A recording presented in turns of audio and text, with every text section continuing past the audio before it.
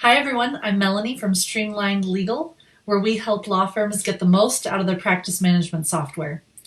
Today's question is, are you abdicating or delegating your bookkeeping? Now, I am a huge fan of outsourcing your bookkeeping depending on the size of your firm and how you operate. There is a certain sweet spot, I think, where we can really benefit from the services of an outside bookkeeper when you're not quite ready to hire one internally yet. And so I'm a big fan of searching for someone that can help you in that capacity.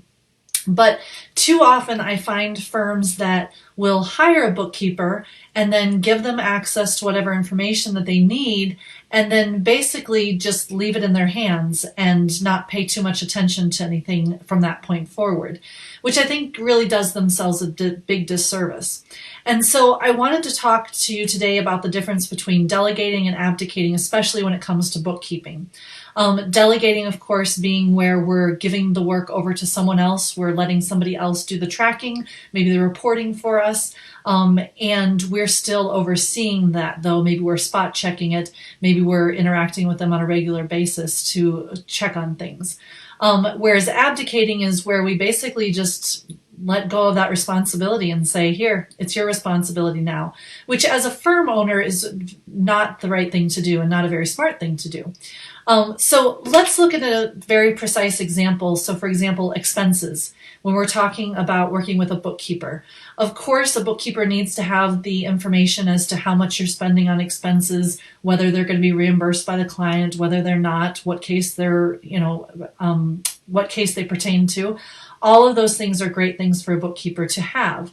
However, that doesn't mean that the firm itself should not be tracking those things either in addition to or in lieu of the bookkeeper. So think about your firm and your relationship with your bookkeeper and determine how much each person's going to track, what each person's going to track. Maybe you're tracking expenses and the bookkeeper's tracking expenses, in which case at the end of the month or the end of the couple weeks, you can go ahead and reconcile those two so that we have some checks and balances going on.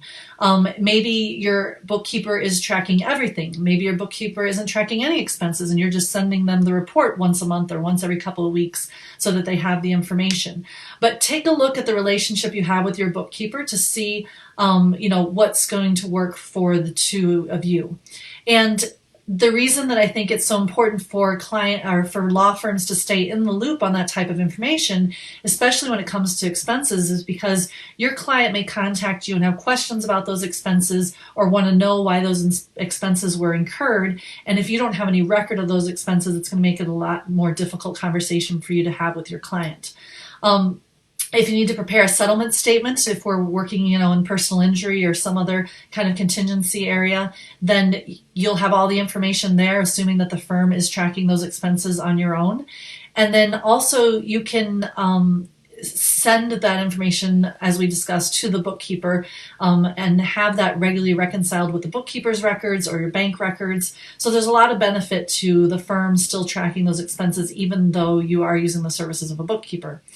Then if we look at another example, billing, also very similar in respect that if you've outsourced your billing to an off-site bookkeeper, you still want to have real-time information as to what payments have come in, what clients owe what money. Because if your client calls on the phone and says, hey, I wanted to pay that last invoice, I forgot how much it was, I don't want to have any excuse not to take their money right then and there over the phone. I don't want to have to call up a bookkeeper, wait for their response, have someone call the client back. Maybe we get a hold of them, maybe we don't.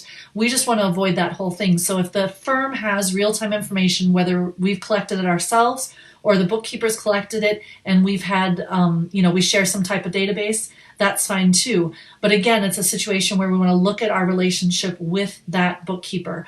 Are they in-house? Are they remote? Are they outsourced? And really evaluate the communication you have with the bookkeeper as to what kind of information they need, what kind of information you need, and how we're going to get it to each other or share that information so that we are still taking responsibility and we are still having access to that information in order to help our clients in real time.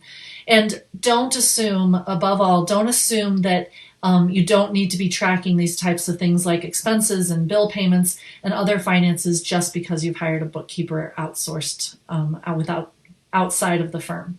So best of luck. Don't abdicate. Go ahead and delegate that bookkeeping experience. Thanks so much, guys. Talk to you soon.